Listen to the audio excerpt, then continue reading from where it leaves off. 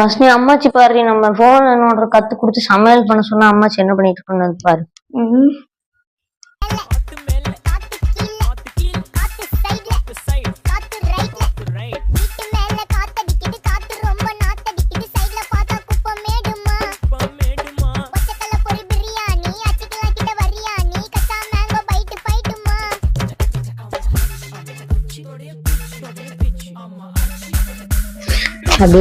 என்னடா அம்மாச்சி டான்ஸ் ஆடிட்டு இருக்குது?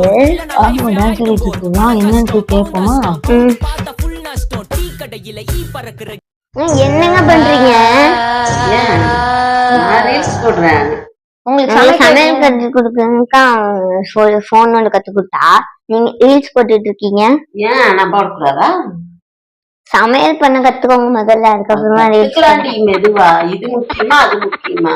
சாப்பாடு எங்களுக்கு